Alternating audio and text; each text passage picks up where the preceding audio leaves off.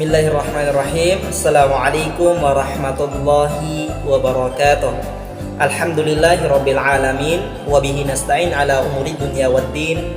Wassalatu wassalamu ala asyrafil anbiya'i wal mursalin wa ala alihi wassahbihi ajmain, amma ba'd. Alhamdulillah, segala puji kita persembahkan kehadirat Allah Subhanahu wa taala atas limpahan rahmat dan karunia kepada kita semua. Salawat dan salam semoga selalu tercurahkan kepada junjungan kita Nabiullah Muhammad sallallahu alaihi wasallam. Baik, video ini merupakan tugas kuliah kami, yaitu tugas mata kuliah Psikologi Agama di Universitas UIN Alauddin Makassar, Fakultas Usuluddin dan Filsafat, jurusan Ilmu Akidah dan Filsafat.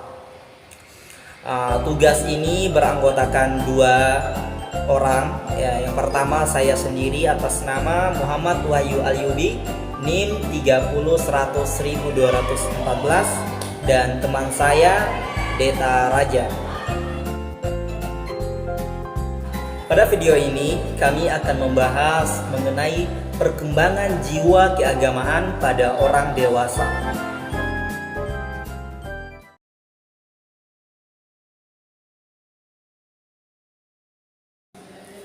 Manusia adalah makhluk yang eksploratif dan potensial.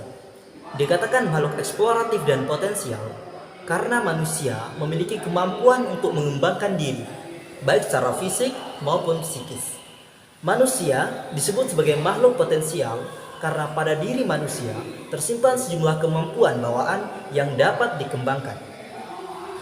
Selanjutnya, manusia juga disebut sebagai makhluk yang memiliki prinsip tanpa daya. Karena untuk tumbuh dan berkembang secara normal, manusia memerlukan bantuan dari luar dirinya. Bantuan dimaksud antara lain dalam bentuk bimbingan dan pengarahan dari lingkungannya. Bimbingan dan pengarahan yang diberikan dalam membantu perkembangan tersebut pada hakikatnya diharapkan sejalan dengan kebutuhan manusia itu sendiri yang sudah tersimpan sebagai potensi bawaannya. Karena itu, bimbingan yang tidak searah dengan potensi yang dimiliki akan berdampak negatif bagi perkembangan manusia. A. Macam-macam kebutuhan. Dalam bukunya Pengantar Psikologi Kriminal, Dr. Randus Gerson W. Bawengan SH mengemukakan bahwa pembagian kebutuhan manusia berdasarkan pembagian yang dikemukakan oleh Joseph Guilford sebagai berikut. 1. Kebutuhan individual terdiri dari homostatis. Homostatis yaitu kebutuhan yang dituntut tubuh dalam proses penyesuaian diri dengan lingkungan.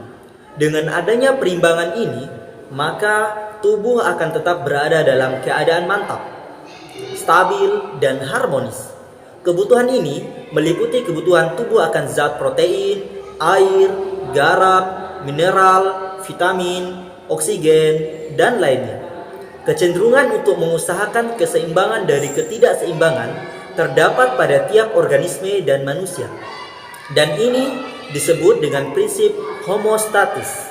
Ketidakseimbangan itu sendiri tidak berlangsung untuk selama-lamanya, karena setelah beberapa saat akan timbul ketidakseimbangan baru yang menyebabkan proses motivasi diulang. Oleh sebab itu, ia disebut sebagai lingkaran motivasi. Selanjutnya, regulasi temperatur. Regulasi temperatur adalah penyesuaian tubuh dalam usaha mengatasi kebutuhan akan perubahan temperatur badan. Pusat pengaturannya berada di bagian otak yang disebut hipotalamus. Gangguan regulasi temperatur akan menyebabkan tubuh mengalami gangguan. Selanjutnya, tidur. Tidur merupakan kebutuhan manusia yang perlu dipenuhi agar terhindar dari gejala halusinasi. Selanjutnya, lapar. Lapar adalah kebutuhan biologis yang harus dipenuhi untuk membangkitkan energi tubuh sebagai organis.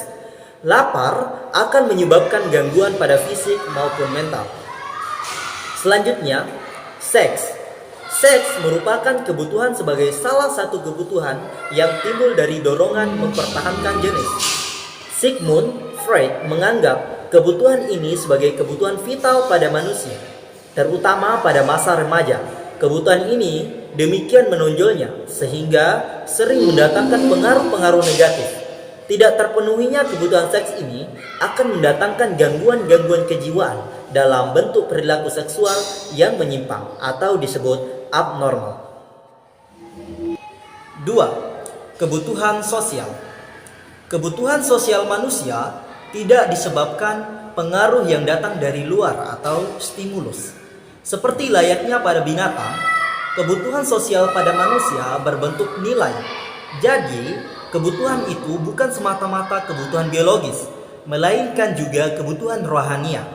Bentuk kebutuhan ini, menurut Guilford, terdiri dari pujian dan hinaan.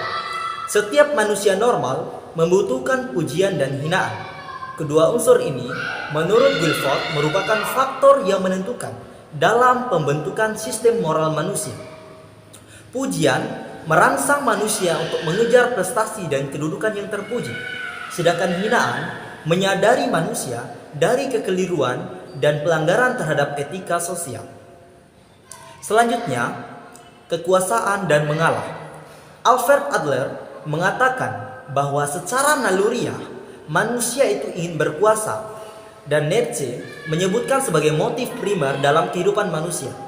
Sedangkan Guilford berpendapat bahwa kebutuhan kekuasaan dan mengalah ini tercermin dari adanya perjuangan manusia yang tak henti-hentinya dalam kehidupan. Selanjutnya, pergaulan. Kebutuhan yang mendorong manusia untuk hidup dan bergaul sebagai homo socius atau makhluk bermasyarakat, dan zone politician atau makhluk yang berorganisasi. Selanjutnya, imitasi dan simpati. Kebutuhan manusia dalam pergaulan yang tercermin dalam bentuk meniru dan mengadakan respon emosional. Tindakan tersebut menurutnya adalah sebagai akibat adanya kebutuhan akan imitasi dan simpati. Selanjutnya, perhatian. Kebutuhan akan perhatian merupakan salah satu kebutuhan yang terdapat pada setiap individu. Besar kecilnya perhatian masyarakat terhadap seseorang akan mempengaruhi sikapnya. Hal ini akan tampak dalam kehidupan sehari-hari. Misalnya, guru di muka kelas, penceramah ataupun pemuka aliran keagamaan, kebatinan, para artis panggung, dan sebagainya. Sikap dan perhatian khalayak akan mempengaruhi sikap mereka. Dalam hal ini, Guilford mengungkapkan pentingnya perhatian sebagai suatu kebutuhan dengan kata-katanya, "To be ingenerate is painful." Selanjutnya, Dr. Zakiyah Darajat dalam bukunya Peranan Kesehatan Mental membagi kebutuhan manusia atas dua kebutuhan pokok, yaitu kebutuhan primer. Kebutuhan primer yaitu kebutuhan jasmania, seperti makan, minum, dan sebagainya. Kebutuhan ini didapat manusia secara fitrah tanpa dipelajari. Selanjutnya, kebutuhan sekunder. Kebutuhan sekunder atau kebutuhan rohania seperti jiwa dan sosial. Kebutuhan ini hanya terdapat pada manusia dan sudah dirasakan sejak manusia masih kecil. Selanjutnya, beliau membagi kebutuhan sekunder yang pokok menjadi 6 macam, yaitu kebutuhan akan rasa kasih sayang. Kebutuhan akan rasa kasih sayang berperan penting dalam menentukan sikap dan tingkah laku kejiwaan seseorang. Selanjutnya, kebutuhan akan rasa aman. Tidak adanya rasa aman menyebabkan seseorang terganggu sikap integritas dirinya dengan masyarakat dan lingkungannya. Sebagai pengaruh negatifnya, mereka akan sering curiga, nakal, dan mengganggu ataupun mempertahankan diri, misalnya menggunakan kekuatan mistik atau jimat. Kemudian, kebutuhan akan rasa harga diri. Kebutuhan ini merupakan kebutuhan yang bersifat individual. Diabaikannya kebutuhan akan rasa harga diri ini cenderung menimbulkan sikap menyombongkan diri, ngambek, dan sebagainya. Selanjutnya, kebutuhan akan rasa bebas. Penyaluran kebutuhan akan rasa bebas ini merupakan upaya agar tercapai perasaan lega. Kehilangan rasa bebas akan menyebabkan seseorang menjadi gelisah, tertekan baik fisik maupun mental. Banyak penyakit fisik seperti reumatik, darah tinggi, jantung, kaku lidah, maupun hilang ingatan sebagai akibat dari terpenuhnya kebutuhan akan rasa bebas. kebutuhan akan rasa sukses. Penyaluran kebutuhan ini akan menambah rasa harga diri, pemberian tugas yang sesuai dengan kemampuan dan pengajaran batin atau remuneration merupakan usaha untuk menyalurkan rasa sukses. Kemudian yang terakhir, kebutuhan akan rasa ingin tahu. Kebutuhan akan rasa ingin tahu akan memenuhi kepuasan dalam pembinaan pribadi seseorang. Kebutuhan ini jika tidak disalurkan akan terarah kepada tindakan-tindakan negatif yang kurang dapat dipertanggungjawabkan. Baik, terima kasih. Assalamualaikum warahmatullahi wabarakatuh. Perkenalkan, nama saya Dita Raja, dan sini saya akan menjelaskan dan melanjutkan materi yang kedua. B. Sikap keberagaman pada orang dewasa. Sikap keberagaman orang dewasa memiliki perspektif yang luas didasarkan atas nilai-nilai yang dipilihnya.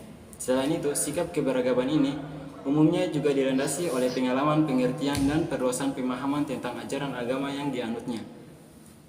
Beragama bagi orang dewasa sudah merupakan sikap hidup dan bukan sekedar ikut-ikutan.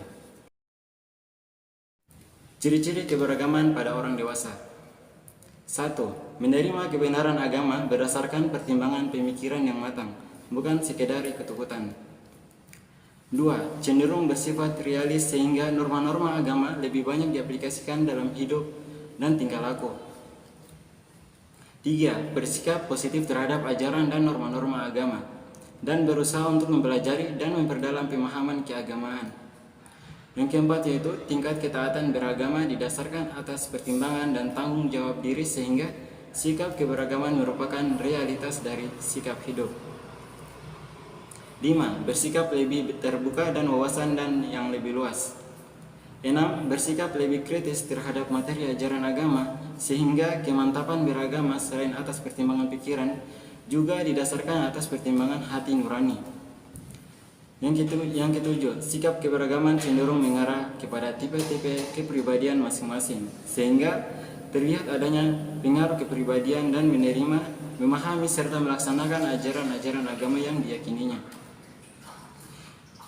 Kedelapan, terlihat adanya hubungan antara sikap keberagaman dengan kehidupan sosial, sehingga perhatian terhadap kepentingan organisasi sosial keagamaan sudah berkembang. Baik, terima kasih. Mungkin itulah penjelasan dari kelompok kami. Apabila ada kekurangan, mohon dimaafkan. Akhir kalam, Assalamualaikum warahmatullahi wabarakatuh.